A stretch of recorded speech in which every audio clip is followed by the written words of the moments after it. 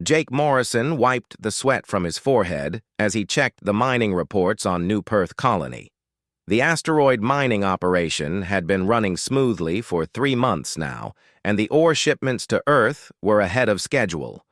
He looked out through the observation deck at the workers in their spacesuits, moving between the giant mining machines like tiny ants. The colony housed nearly 50,000 people, all working to extract the rare metals that Earth needed for its expanding fleet. The morning shift had just started when the alarms began screaming through every corridor of the station. Jake ran to the main control room where technician Danny Webb was staring at his screens with wide eyes. The sensor array was showing something impossible. A massive tear in space itself had opened near the asteroid belt, and it was growing larger by the minute. Through the tear came ships unlike anything humans had ever seen. They looked like they had been grown rather than built, with smooth curves that pulsed with red energy.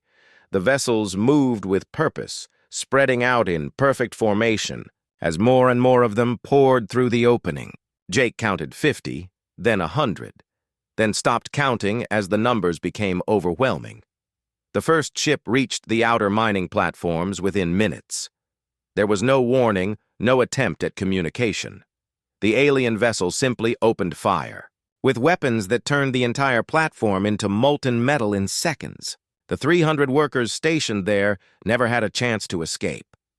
Jake grabbed the emergency communicator and sent out distress signals to every human colony and Earth itself. His hands shook as he watched more platforms die under the alien assault. These creatures, whatever they were, showed no interest in capturing or studying human technology. They were here to destroy everything. Communications Officer Lisa Park ran into the control room with tears streaming down her face. She had been trying to contact the research station on Europa when the alien ships reached it. The last transmission showed the station breaking apart under bombardment, its pieces spinning away into the darkness of space. The aliens moved with terrible efficiency. They split their fleet into smaller groups, each one targeting a different human installation. Mining stations, research outposts, cargo ships, passenger liners, nothing was spared from their attack. The few ships that tried to run were hunted down and destroyed without mercy. Jake ordered the evacuation of New Perth, but he knew they had little chance. The colony transport ships were slow and defenseless. The aliens would catch them easily. Still, they had to try. Families ran through the corridors carrying whatever belongings they could grab, heading for the docking bays where the evacuation ships waited. The alien vessels reached New Perth just as the last transport ship launched. Jake stayed behind with a skeleton crew to buy the evacuees more time. He watched through the observation windows as the alien ships surrounded the colony. Up close, they looked even more disturbing. The hulls seemed to breathe, expanding and contracting like living tissue. Red veins of energy ran along their surfaces, pulsing like a heartbeat. When the aliens opened fire, Jake felt the entire colony shake around him. The defensive shields held for maybe 30 seconds before they collapsed completely. Emergency lights flickered as power systems failed throughout the station. The artificial gravity cut out, sending loose objects floating through the corridors. Jake's last act was to launch the emergency beacon with all the data they had collected about the alien ships. The beacon was small and fast, designed to reach Earth even if everything else failed. As he activated the launch sequence, the alien weapons broke through the hull of the colony. The last thing Jake saw was the red glow of alien energy as it consumed everything he had worked to build. The few transport ships that escaped New Perth carried terrifying news back toward Earth. The survivors spoke of ships that seemed alive, of weapons that could melt metal in seconds, and of aliens who showed no interest in anything except complete destruction. Captain Roy Hansen of the transport ship Morning Star managed to record some of the battle before jumping to faster-than-light speed. His recordings showed the true horror of what humanity now faced. The alien fleet was massive, easily numbering In the thousands, they moved with coordination that suggested a hive mind or shared intelligence. Worst of all, they seemed to be heading directly toward the core human worlds, destroying everything in their path. The emergency beacon from New Perth reached Earth Defense Command 3 days later. Admiral Kate Sullivan read the reports with growing dread. The attacks had been simultaneous across 17 different star systems. In less than a week, humanity had lost more colonies than in the previous 50 years of exploration and expansion. The aliens called themselves the Vraxx. According to the few decoded transmissions the survivors had managed to record, they had come through dimensional rifts from somewhere beyond human space, and they had brought with them a technology that made human weapons look like toys. Admiral Sullivan knew that Earth had perhaps weeks before the Vraxx fleet reached the inner colonies. She activated every emergency protocol in the book and began preparing humanity for the fight of its existence. Admiral Kate Sullivan stood in the war room deep beneath Earth Defense Command, staring at the holographic display that showed the advancing Vraxx fleet. Red markers indicated destroyed human colonies, while blue dots marked the remaining outposts still sending distress calls. With each passing hour, more blue dots turned red or simply disappeared from the map entirely. The reports from the survivors painted a picture of an enemy unlike anything humanity had faced before. The Vraxx ships healed themselves during battle, damaged sections simply growing back stronger than before.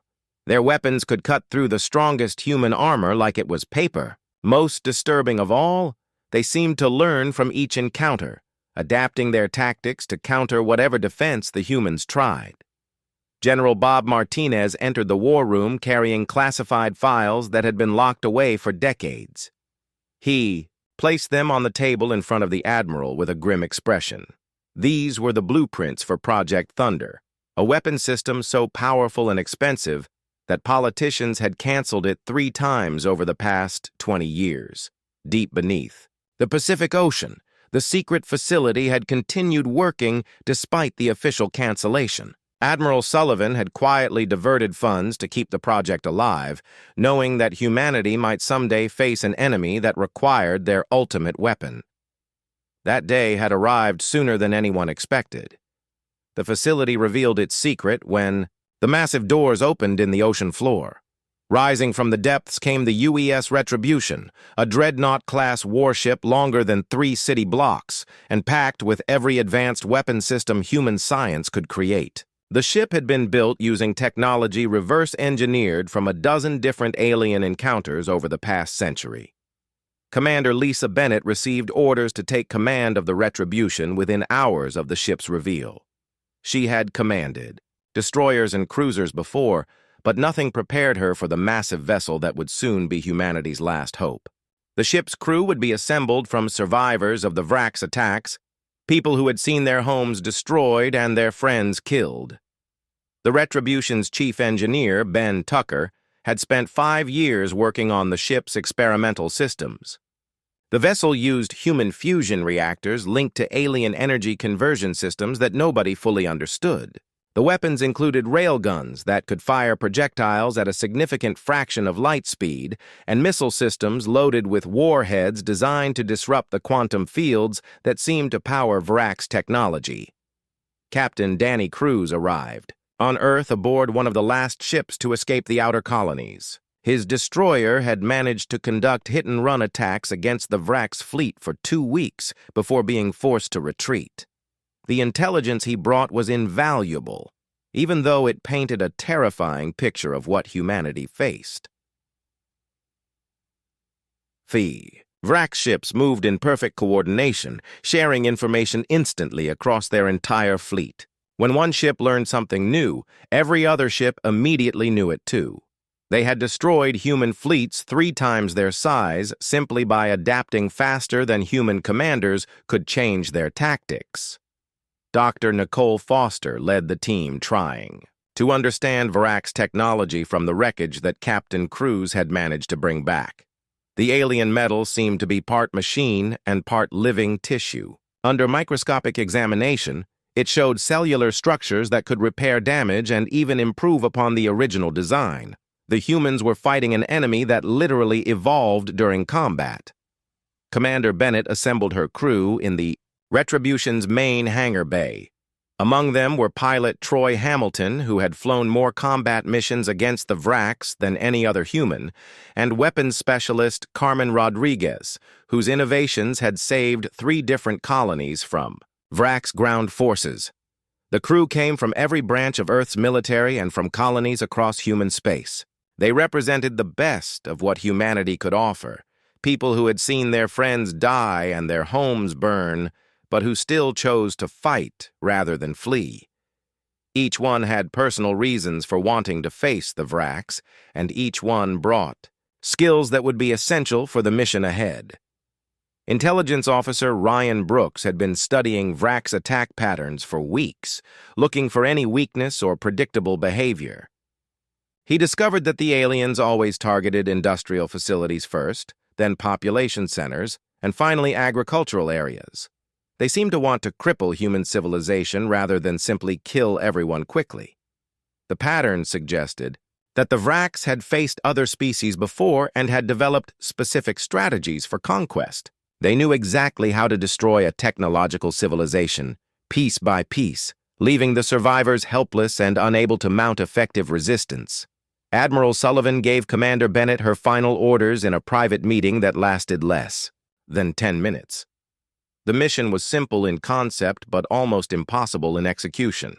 The Retribution would have to fight through the entire Vraxx fleet to reach the dimensional rift they had emerged from. Once there, the ship would use its experimental weapons to collapse the rift and trap the Vraxx forces in human space, cut off from reinforcements. If the plan worked, humanity would have time to develop better weapons and strategies for fighting the remaining Vraxx ships. If it failed, Earth itself would likely fall within weeks, and human civilization would end after barely 3 centuries of space exploration. The Retribution completed its final preparations as the last refugee ships arrived from the outer colonies. The survivors brought stories of heroism and sacrifice, of entire crews who had stayed behind to buy evacuation ships more time, and of colonists who had fought Vraxx ground forces with mining equipment and farming tools. Commander Bennett knew that every person aboard the Retribution carried the hopes of humanity with them. They were going into battle against an enemy that had never been defeated, using weapons that had never been tested in real combat, with a plan that might not work at all. But they were human, and humans had always found a way to survive when everything seemed hopeless. Fleet Admiral Greg Patterson watched through the observation deck as the Vraxx fleet approached the Titan shipyards. The massive industrial complex had been humanity's pride for over 50 years, capable of building 3 capital ships at the same time. Now it would become humanity's graveyard unless his fleet could hold the line long enough for the civilian evacuation to reach Earth. Patterson commanded everything Earth could spare. 47 ships ranging from destroyers to battle cruisers, manned by crews who knew they were probably flying to their deaths. The Vraxx fleet approaching them numbered over 300 vessels, each one larger and more heavily armed than anything in the human fleet. The first engagement began when the Vraxx long-range weapons opened fire at a distance that should have been impossible. Their energy beams crossed millions of kilometers of space in seconds, striking human ships with devastating accuracy. The cruiser Defiance took a direct hit and exploded immediately, taking its crew of 800 with it. Captain Helen Moore commanded the battlecruiser Victory, the largest ship in Patterson's fleet. Her weapons officers reported that their heaviest guns were having minimal effect on Vraxx ships. The alien vessels absorbed hit after hit, their hull sections regenerating even as the battle continued. It was like fighting an enemy that could not be killed. The Vraxx tactics became clear as the battle developed. They sent waves of smaller ships to overwhelm human point defenses while their heavy vessels stayed back and picked off isolated targets. When human ships tried to concentrate their fire on single Vraxx vessels, the aliens simply pulled the damaged ship back and sent fresh ones to take its place. Dr. Nicole Foster worked frantically in her laboratory aboard the research vessel Discovery, trying to find any weakness in the Vraxx technology samples that Captain Cruz had brought back. Under extreme magnification, she could see the alien metal actually changing its molecular structure to become more resistant to whatever weapons struck it. The discovery was terrifying. The Vraxx ships were not just healing themselves, they were becoming immune to human weapons through some kind of accelerated evolution. Every shot fired at them made them stronger. Every attack taught them how to defend against the next one. Commander Peter Walsh led a squadron of destroyers in desperate hit-and-run attacks against the Vraxx flanks. His ships would streak in at maximum speed, fire everything they had, then retreat before the aliens could respond. The tactic worked for the first few attacks, but then the Vraxx began adapting, sending fast interceptor ships to cut off the human retreat routes. The battle for Titan raged for 6 hours, with human ships falling one by one to the relentless Vraxx assault. Admiral Patterson watched his fleet being systematically destroyed, but every minute they held out was another 1,000 civilians safely evacuated from the shipyards. The most horrifying moment came when long-range sensors detected what the Vraxx were doing to human survivors. The aliens were not killing prisoners or enslaving them. Instead, they were herding groups of humans ahead of their fleet, using them as living shields to prevent human ships from attacking effectively. Captain Steve Johnson, of the destroyer Lightning, faced an impossible choice when Vraxx ships approached his position with a cargo vessel full of human refugees positioned directly in front of them. He could fire and kill the humans to get at the aliens, or hold his fire and let the Vraxx destroy his ship. Johnson chose to sacrifice his ship rather than kill innocent people. The Vraxx seemed to understand human psychology perfectly. They knew that humans would not fire on their own people, even to achieve military objectives. This gave the aliens a tremendous advantage, allowing them to advance while hiding behind human shields that their enemies could not bring themselves to attack. Commander Walsh attempted a rescue mission to save some of the human prisoners, but his ships were driven off by overwhelming Vraxx firepower. The few refugees he managed to recover brought horrifying reports of what they had witnessed. The Vraxx were not just using humans as shields, they were studying them, learning how human society worked and what motivated human behavior. The final phase of the battle began when the Vraxx heavy ships moved into close range and began systematically destroying the Titan shipyards themselves. The massive construction facilities, each one representing decades of human engineering achievement, were reduced to scrap metal in minutes. Admiral Patterson made the hardest decision of his career when he ordered the surviving ships of his fleet to retreat. They had accomplished their mission by buying time for the civilian evacuation, but the cost had been devastating.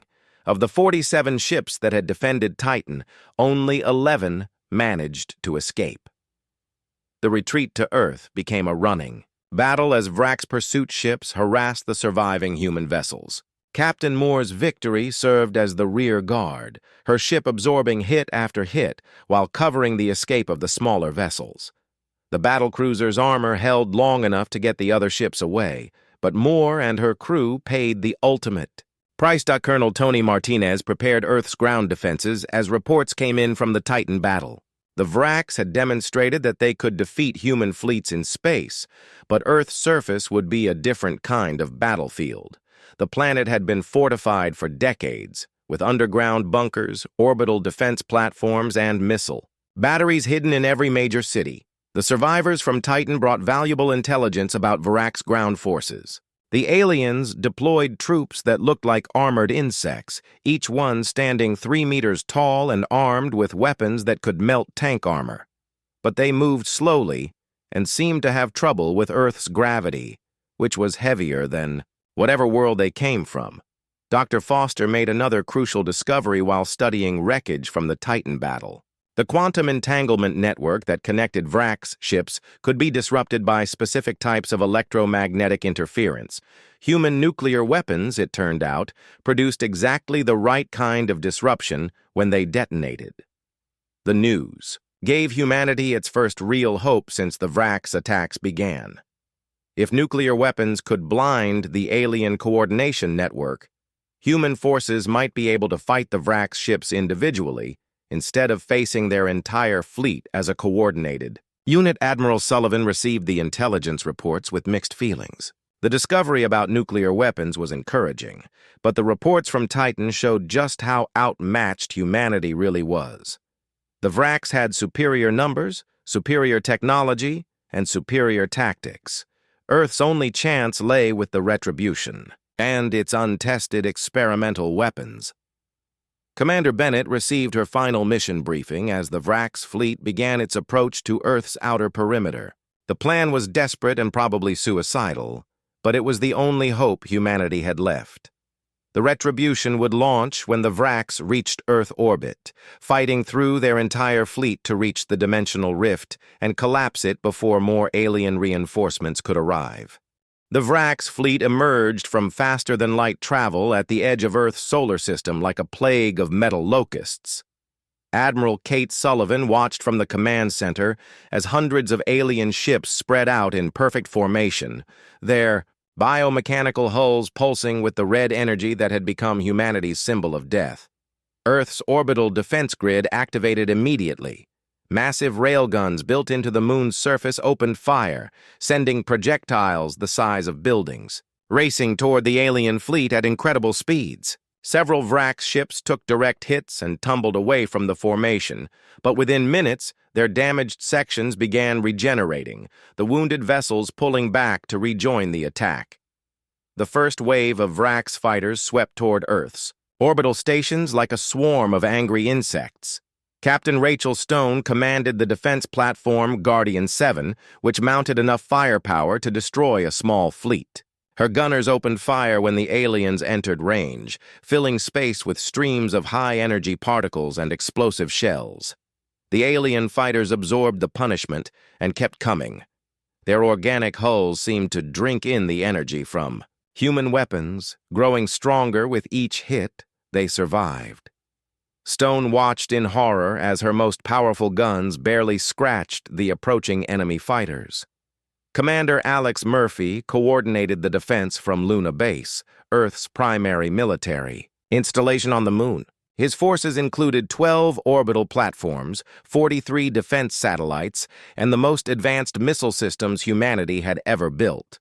The firepower should have been enough to stop any invasion fleet, but the Vraxx were not just any enemy. The aliens demonstrated their tactical superiority when they split their fleet into 3 groups. The first group engaged Earth's orbital defenses directly, absorbing massive damage while their bioships adapted to human weapons. The second group circled around the moon to attack the defense installations from an unexpected angle. The third group hung back, studying the battle and learning from what they observed. Dr. Nicole Foster worked desperately in her underground laboratory, trying to find a way to disrupt the Vraxx coordination network.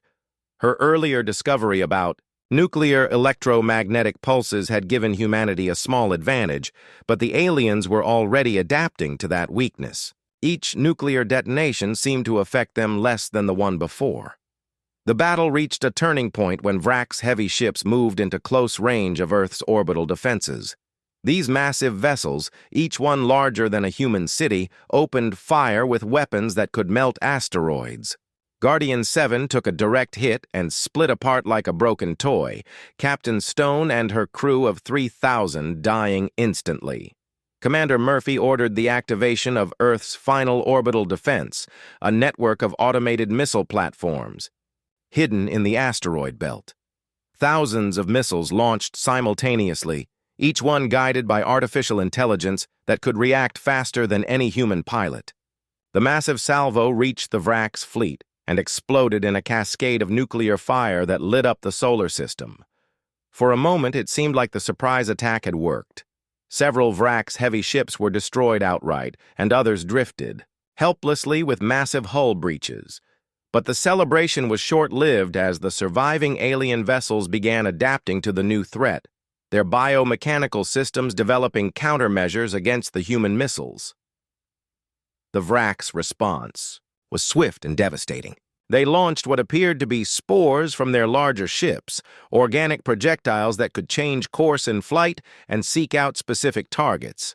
The spores penetrated Earth's atmosphere and began growing into full-sized Vraxx ground troops. Within minutes of landing, Colonel Tony Martinez commanded Earth's ground forces from a bunker complex beneath the Rocky Mountains. His soldiers had trained for alien invasion scenarios, but nothing had prepared them for the reality of fighting the Vraxx. The alien troops stood 3 meters tall, moved with insect-like coordination, and carried weapons that could cut through tank armor like tissue paper. The first ground battle took place in the ruins of Denver, where a Vraxx spore had landed in the city center. Martinez watched through satellite feeds as his best troops engaged the aliens in urban combat.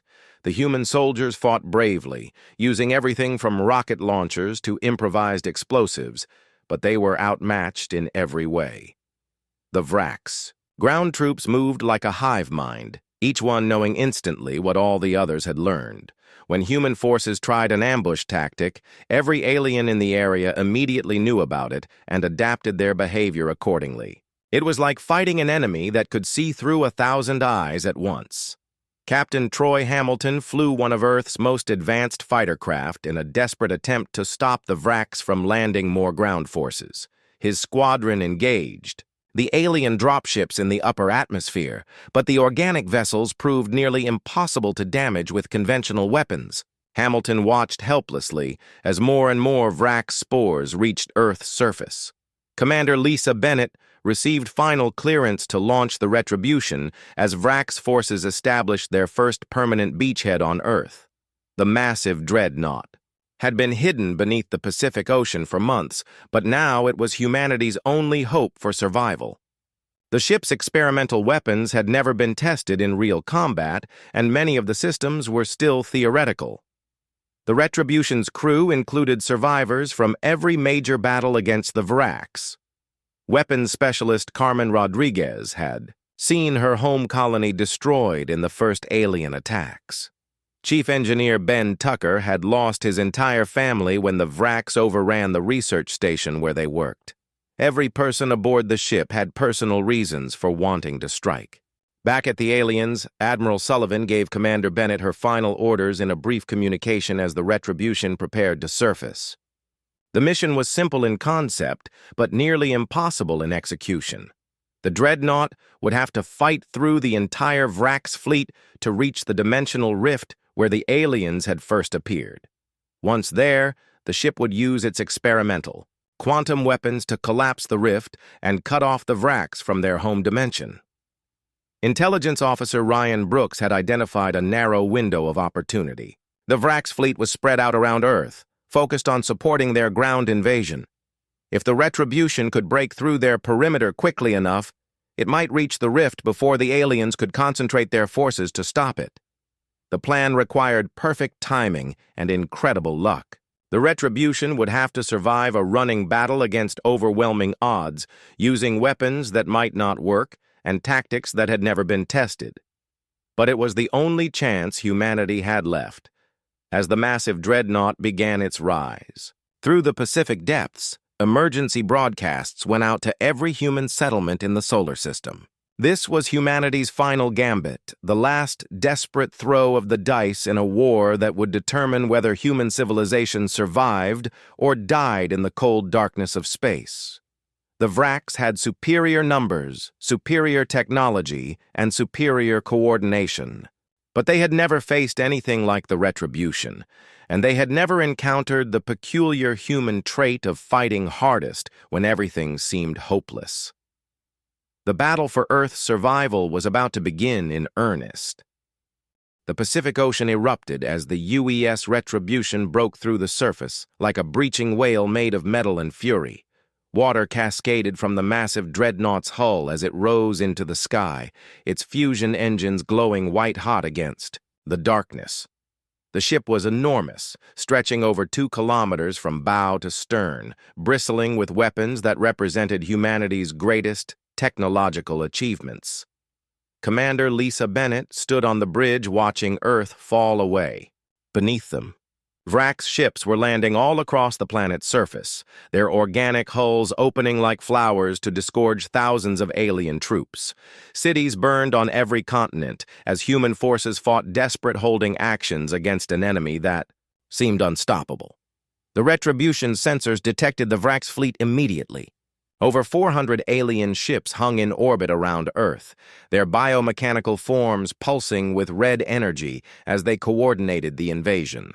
The largest of them were the size of small moons, covered in weapon emplacements that could level mountains. Chief Engineer Ben Tucker reported from the engine room that all systems were functioning at maximum efficiency. The ship's experimental fusion reactors were producing more power than any human vessel had ever generated, feeding energy to weapon systems that had been designed to fight enemies beyond human imagination.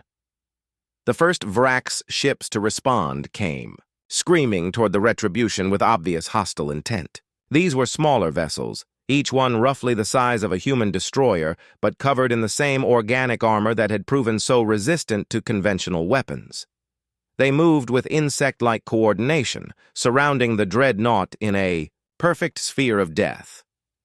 Weapons specialist Carmen Rodriguez opened fire with the Retribution's primary guns, massive rail cannons that accelerated projectiles to a significant fraction of light speed. The first volley struck 3 Vraxx ships simultaneously, and for the first time in the war, human weapons achieved devastating results. The alien vessels simply ceased to exist, vaporized by the incredible kinetic energy of the railgun rounds. The Vraxx fleet responded immediately to this new threat. Ships that had been supporting the ground invasion turned away from Earth and began converging on the Retribution. The Dreadnought suddenly faced hundreds of enemy vessels, all of them moving with the perfect coordination that made the aliens so dangerous. Commander Bennett ordered the ship to maximum acceleration toward the outer solar system, where the dimensional rift waited.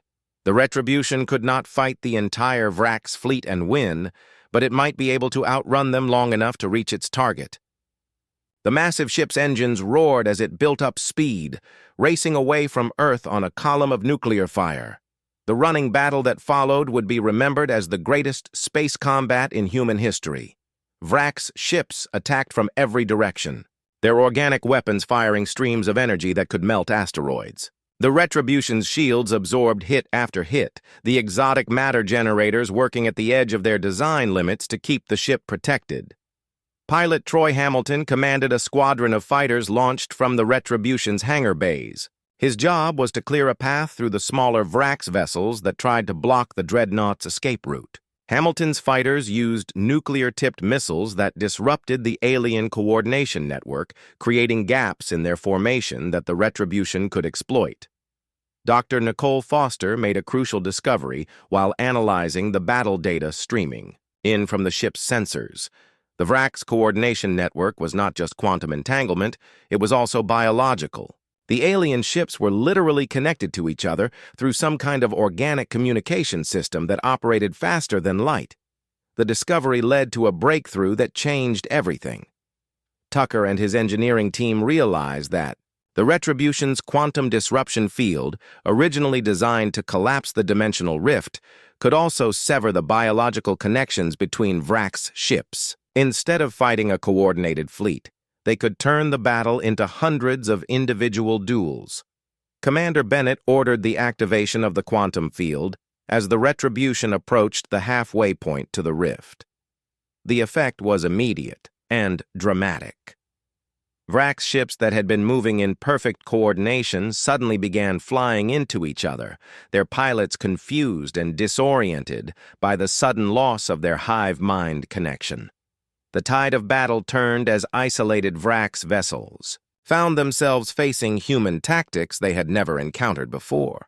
The Retribution's gunners picked off enemy ships one by one, using concentrated firepower to overwhelm individual targets before they could adapt to the attacks. Intelligence Officer Ryan Brooks identified the Vraxx command ship, a massive bio-dreadnought, that had been hanging back from the main battle. The alien vessel was larger than anything humanity had ever built, covered in weapon systems that defied easy classification. but with its connection to the fleet severed, it was just another target. The final approach to the dimensional rift became a duel between the two largest ships in the solar system. The Vraxx command vessel moved to intercept the Retribution, its organic weapons firing continuously in an attempt to stop the human ship from reaching its goal. The alien Dreadnought's hull rippled and flowed like liquid metal, absorbing damage, and regenerating faster than human weapons could destroy it. Commander Bennett realized that conventional tactics would not be enough to defeat the alien command ship. She ordered Tucker to redirect all power from the shields to the main guns, gambling everything on a single devastating attack.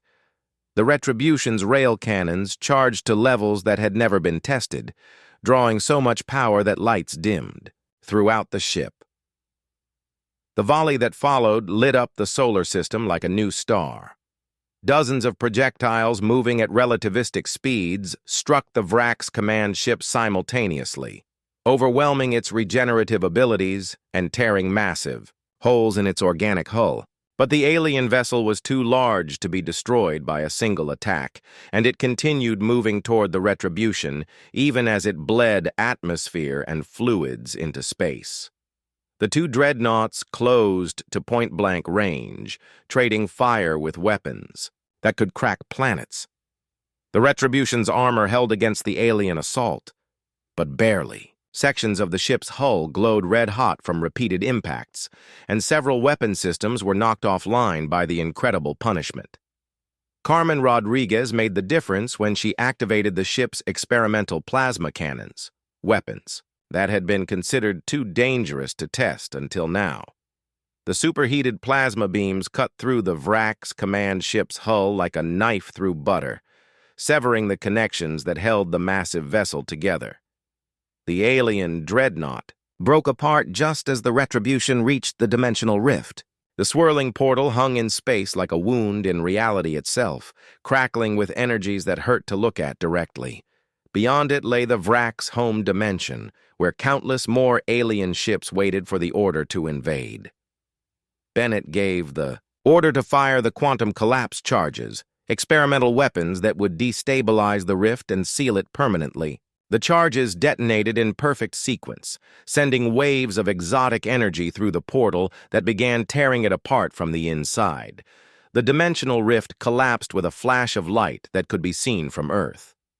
The remaining Vraxx ships in the solar system suddenly found themselves cut off from their home dimension, stranded in human space without hope of reinforcement or retreat.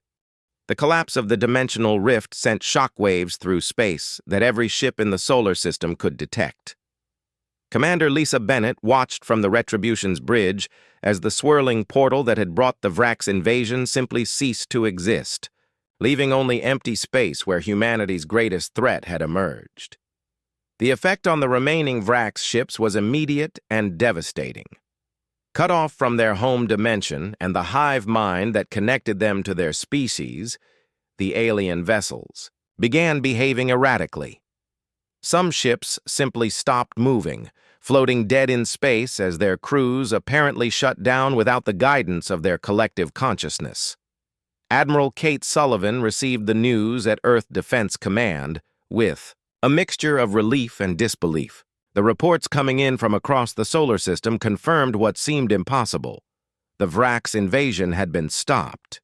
The remaining alien ships were scattered and disorganized, no longer the coordinated threat that had nearly destroyed human civilization. But victory had come at an enormous cost. Preliminary casualty reports showed that humanity had lost over 30% of its space-based infrastructure. Entire colonies had been wiped out. Billions of people were homeless, and Earth itself bore the scars of alien occupation. The war was won, but the peace would be even more challenging. Colonel Tony Martinez coordinated the counterattack against Vraxx ground forces still fighting on Earth's surface. Without support from their ships in orbit, the alien troops were finally vulnerable to human tactics. Martinez's soldiers found that the 3-meter-tall aliens were much less effective when they could not share information instantly with their comrades. The ground war became a series of isolated battles as human forces surrounded and eliminated pockets of Vraxx troops. The aliens fought fiercely even when cut off from their hive mind, but they lacked the adaptability that had made them so dangerous. Human soldiers could finally use tactics that worked more than once. Dr. Nicole Foster led teams of scientists studying captured Vraxx technology and biology. The aliens were unlike anything in Earth's evolutionary history, clearly engineered, rather than naturally evolved. Their biomechanical technology operated on principles that human science was only beginning to understand. The most important discovery came when Foster's team managed to communicate with a captured Vraxx soldier. The alien's individual consciousness was limited, designed to function as part of a larger collective. Without the hive mind, it was confused and disoriented, like a single brain cell trying to think without the rest of the brain. The prisoner revealed that the Vraxx were not the original creators of their technology. They had been conquered and modified by an even more advanced species known only as the Builders. The invasion of human space had been a test, a way for the Builders to evaluate humanity as a potential threat or ally. Intelligence Officer Ryan Brooks analyzed the implications of this revelation with growing concern. If the Vraxx were just servants of a more powerful species, then humanity's victory might only be temporary. The Builders could send other servants, or they might decide to deal with humans directly. Commander Bennett brought the Retribution back to Earth orbit, where the massive Dreadnought became a symbol of human resilience and ingenuity. The ship had proven that human technology could match alien science when properly applied, but it had also revealed how close humanity had come to extinction. The war's aftermath saw rapid changes in human society and military doctrine. The traditional separation between military and civilian space operations ended as every colony and outpost was fortified against future attacks. Research into exotic physics and biological engineering accelerated as scientists worked to understand and counter alien technologies. Captain Troy Hamilton was promoted to commander of Earth's new Rapid Response Fleet, a force designed to intercept threats before they could reach human colonies. His experience fighting the Vraxx made him invaluable in developing tactics for future alien encounters. Weapons specialist Carmen Rodriguez led the effort to reverse engineer Vraxx weapons and integrate them with human technology. Her team discovered that the alien biomechanical systems could be controlled by human operators, though the process required extensive neural interface surgery. Chief Engineer Ben Tucker worked on improving the Retribution's experimental systems based on lessons learned during the battle. The quantum disruption field that had broken the Vraxx coordination network became the template for humanity's next generation of defensive weapons. The search for surviving human colonies began immediately after the Vraxx retreat. Rescue ships found devastated worlds where small groups of humans had hidden in underground shelters or remote locations. Each group of survivors brought new information about Vraxx tactics and technology. The colony of New Perth, where the invasion had begun, was completely destroyed. Jake Morrison and his entire population were gone, leaving only twisted metal and empty space where 50,000 people had once lived. Memorial services were held across human space for the billions who had died in the first days of the invasion. Captain Danny Cruz led exploration missions to study the wreckage of Vraxx ships scattered throughout the solar system. The alien vessels continued to decay after the rift's collapse, their biomechanical systems breaking down without connection to the hive mind that had sustained them. The political consequences of the war were as significant as the military ones. The loose confederation of human colonies that had existed before the invasion was replaced by a unified Earth alliance with centralized command authority. Humanity had learned that survival required cooperation on a scale never before achieved. Admiral Sullivan was promoted to Supreme Commander of all human military forces, with authority to mobilize resources from any colony or corporation for defense purposes. The democratic traditions of human society continued, but they were now balanced against the need for rapid response to existential threats. Dr. Foster's research teams made breakthrough discoveries almost daily as they studied Vraxx biology and technology. The aliens had possessed knowledge of physics that humanity was only beginning to explore, including methods for manipulating gravity, time, and space itself. The most disturbing discovery was evidence that the Vraxx had encountered and destroyed dozens of other intelligent species over thousands of years. Humanity was not the first civilization to face invasion by the biomechanical servants of the Builders, and the others had not been as fortunate. Commander Bennett was given command of the newly constructed UES Defiance, sister ship to the Retribution, and the first of a new class of human dreadnoughts. The ships incorporated everything learned from fighting the Vraxx, including biomechanical armor that could regenerate battle damage. The war had lasted only 6 months from the first Vraxx attack to the collapse of the dimensional rift, but it had changed humanity forever. The species that had once been divided by politics and geography was now united by the knowledge that they were not alone in a hostile universe. Children born after the war grew up learning alien languages alongside human ones, studying xenobiology as carefully as terrestrial life forms, and training for careers in interstellar defense. The innocent age of human expansion was over, replaced by the harder wisdom of a species that had survived its first test among the stars. 5 years after the collapse of the dimensional rift, humanity had transformed itself from a scattered collection of colonies into a unified interstellar civilization prepared for war. The Earth Alliance now controlled over 200 star systems, each one fortified with defense platforms and early warning sensors designed to detect dimensional rifts before they could fully open. Admiral Kate Sullivan stood in the command center of Luna Base, watching the latest reports from exploration. Fleets searching for signs of builder activity. The mysterious species that had created the Vraxx remained hidden somewhere beyond human space, but their influence could be found on dozens of worlds that human scouts had discovered.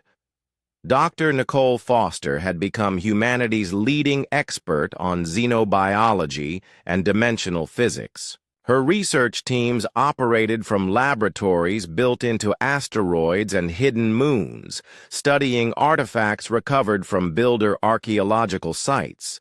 The ancient species had left behind technology that made the Vraxx seem primitive by comparison. The most important discovery came from a dead world in the Kepler system, where Foster's team found the ruins of what appeared to be a builder facility. The structures were made from materials that existed in multiple dimensions simultaneously, requiring special equipment just to see them clearly. Commander Lisa Bennett commanded the exploration vessel UES Discovery, specially designed for investigating alien ruins and defending against dimensional threats. Her crew included some of humanity's best xenoarchaeologists, linguists, and physicists, all working to understand the species that had nearly destroyed human civilization. The builder ruins contained information storage devices that challenged human understanding of reality itself. The data was encoded in quantum structures that existed partially outside normal space-time, requiring months of work just to develop machines capable of reading it safely. What the human scientists found in those ancient databases changed everything they thought they knew about the universe. The Builders were not just another alien species, they were refugees from a dying dimension who had been searching for a new home for millions of years. The revelation explained the purpose of the Vraxx invasions. The biomechanical servants were testing potential new homes for their masters, evaluating whether existing civilizations could be conquered or would need to be destroyed. Hundreds of species had failed this test over the millennia. Captain Troy Hamilton led the Rapid Response Fleet in exercises designed to counter dimensional invasion tactics. His ships could now detect rift formations days before they opened, giving human forces time to position themselves for optimal defense. The fleet had grown to include 50 vessels, each one incorporating lessons learned from the Vraxx War. Intelligence Officer Ryan Brooks coordinated a vast network of listening posts and sensor arrays throughout human space.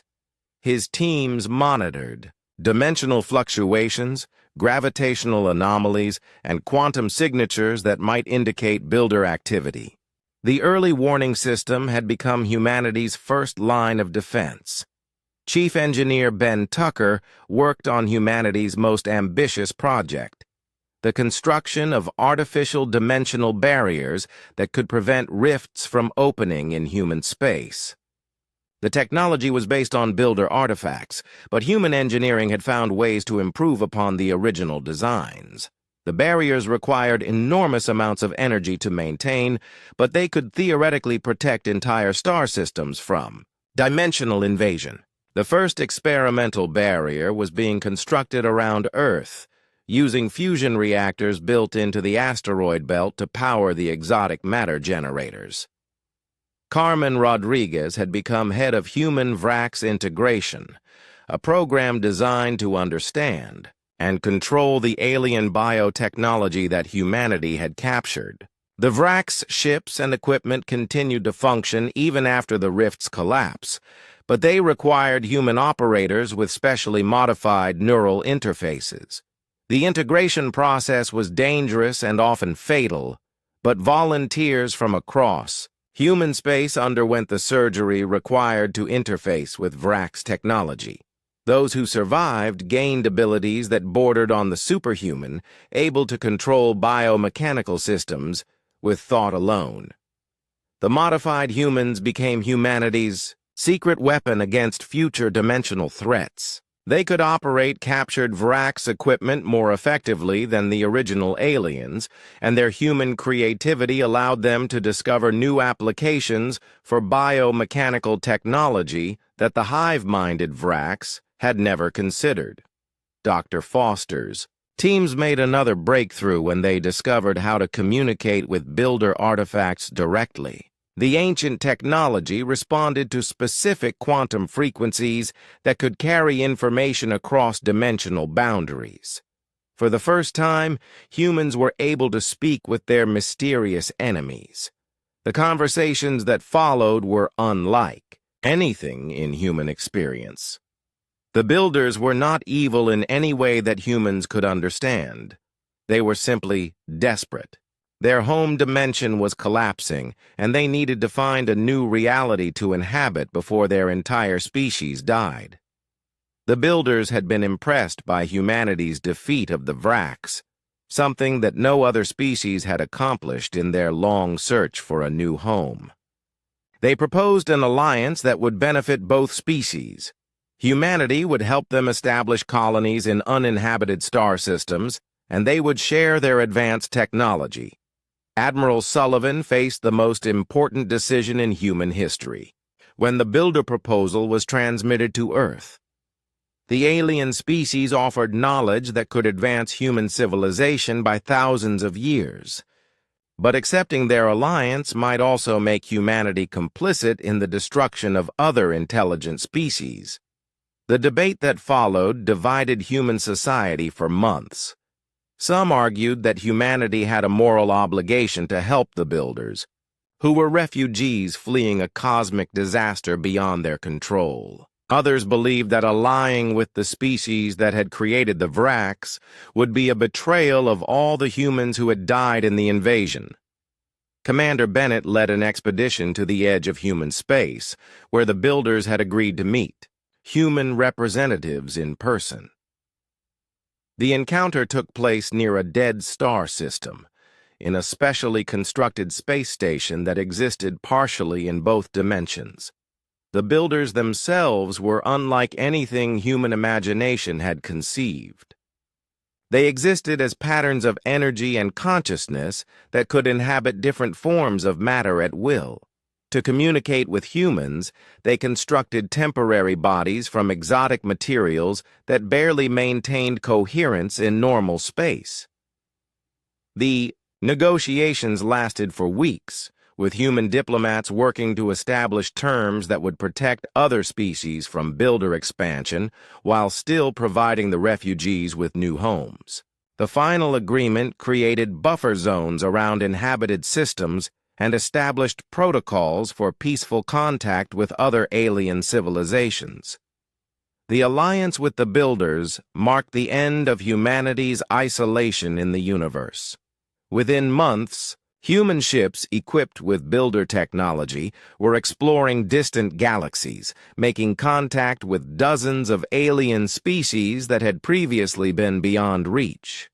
Some of these species had also faced Vraxx invasions and survived, creating a natural alliance of civilizations that had proven themselves capable of resisting builder tests. Others were peaceful traders and explorers who welcomed contact with the expanding human sphere of influence.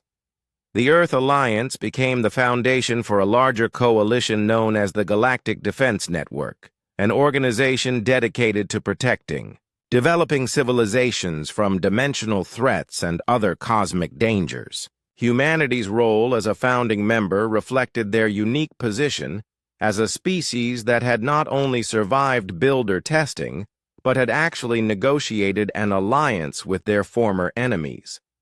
The transformation of human civilization continued, as builder technology revolutionized everything from space travel to manufacturing. Cities that existed in multiple dimensions simultaneously were constructed on worlds throughout human space, connected by transportation networks that could move people and goods instantly across vast distances. The war that had nearly destroyed humanity had instead become the catalyst for their emergence as a major power in galactic civilization.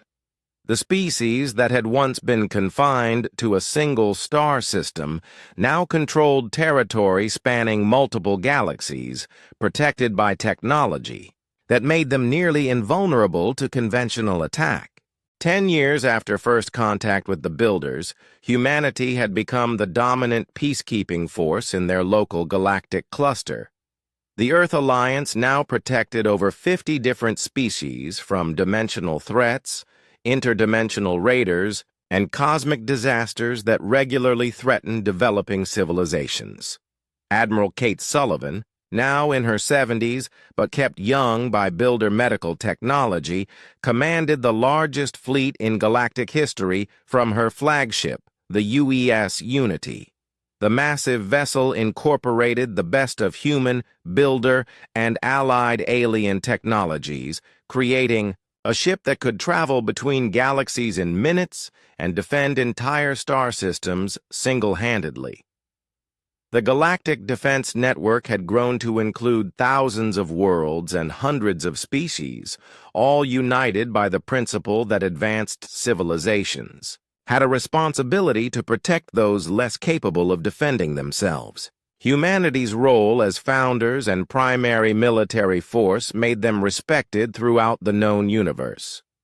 Dr. Nicole Foster had unlocked the secrets of dimensional engineering, allowing humans to create pocket universes for research, manufacturing, and even recreation. Her laboratories existed in specially constructed dimensions where the laws of physics could be adjusted to suit specific experiments, leading to discoveries that revolutionized science across multiple galaxies. The most important breakthrough came when Foster's teams learned to create stable wormholes between different realities, opening up infinite possibilities for exploration and colonization. Humanity could now reach not just distant galaxies, but entirely different universes, each with their own unique forms of life and physics. Commander Lisa Bennett led the first expedition to an alternate reality where Earth had never developed intelligent life. The pristine world became humanity's first interdimensional colony, a backup in case their home universe ever faced an existential threat. Millions of humans volunteered to settle the new Earth, creating a civilization that could survive independently, if necessary. The original Earth had been transformed into a garden world where billions of people lived in harmony with nature and technology. The scars left by the Vraxx invasion had been healed using builder regeneration technology, and the planet now served as the capital of an empire that spanned multiple realities. Captain Troy Hamilton commanded the Interdimensional Patrol, a force responsible for monitoring rifts and preventing unauthorized travel between realities. His ships were equipped with weapons that could close dimensional portals instantly and shields that protected them from the exotic physics found in some alternate universes. The patrol had become necessary after several incidents involving hostile species from parallel realities who had discovered dimensional travel on their own. Some of these alternate civilizations viewed the Galactic Defense Network as a threat to be eliminated, leading to conflicts that raged across multiple dimensions simultaneously. The most dangerous enemy humanity had encountered was an alternate version of the Builders who had chosen conquest over cooperation. These Dark Builders had consumed dozens of realities, turning entire universes into sources of energy for their interdimensional empire.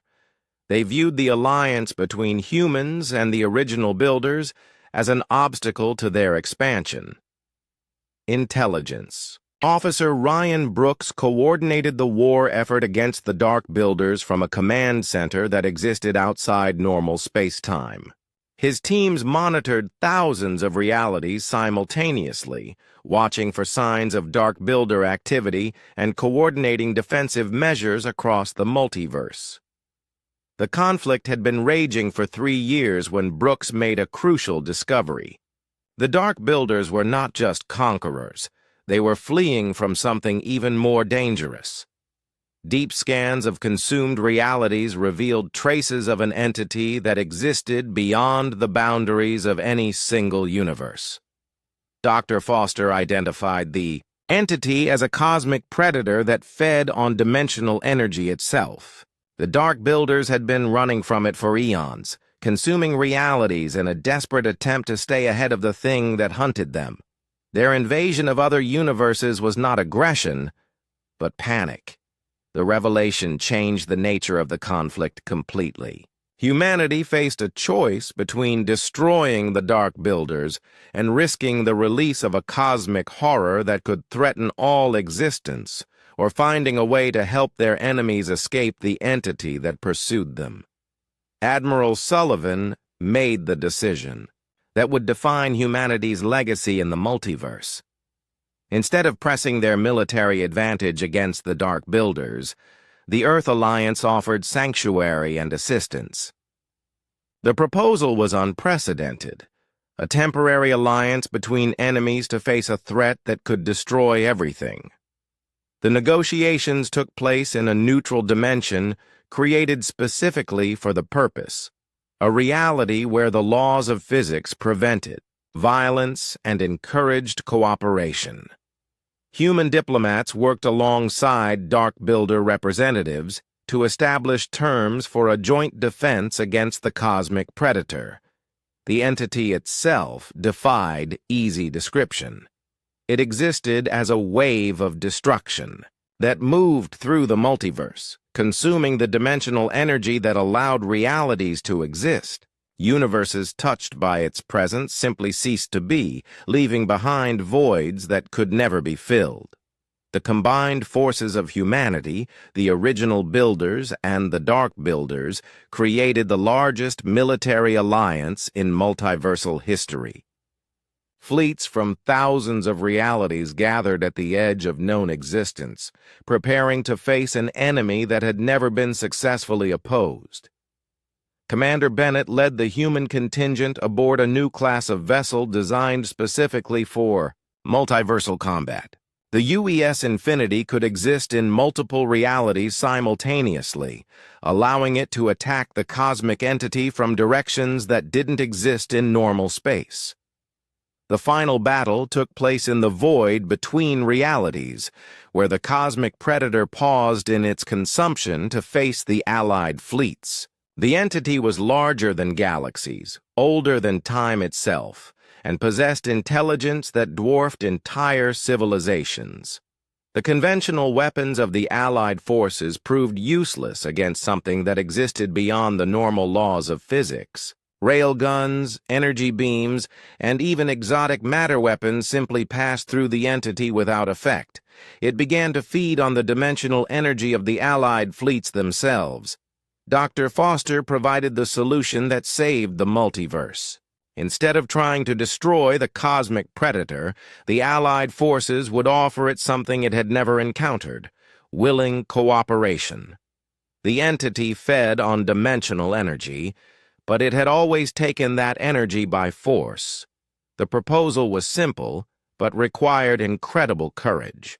Representatives from every species would allow the entity to feed on their dimensional energy voluntarily, showing it that cooperation could provide more sustenance than conquest. If the plan worked, the predator might learn to coexist with the civilizations it encountered. Commander Bennett volunteered to be the first to make contact with the entity, using her ship's multidimensional capabilities to approach the cosmic predator directly. The experience of communicating with something so vast and ancient challenged the limits of human consciousness. To the entity, entire galaxies were like individual cells in a vast organism. It had never considered that the tiny beings it consumed might be intelligent any more than humans considered the bacteria they destroyed when washing their hands. The revelation of multiversal civilization came as a shock that transformed its understanding of existence. The cosmic predator agreed to the alliance, becoming the guardian of the multiverse rather than its destroyer. Its vast intelligence would watch for threats that spanned multiple realities, while the civilizations it once hunted would provide the dimensional energy it needed to survive. The agreement marked the beginning of a new age in multiversal history. Humanity had not only survived first contact with hostile aliens, but had gone on to create an alliance that included the most powerful entities in existence. The species that had once been confined to a single world now helped govern an empire that spanned infinite realities. The transformation of human civilization was complete. From a divided planet fighting over resources, they had become the leaders of a multiversal alliance dedicated to protecting life and promoting cooperation across all possible realities. The war that had almost destroyed them had instead made them the guardians of existence itself. Children born in the new age learned to navigate between dimensions as easily as their ancestors had traveled between continents. They grew up speaking languages from dozens of realities and studying sciences that encompassed the entire multiverse. The future held infinite possibilities, and humanity was ready to explore them all.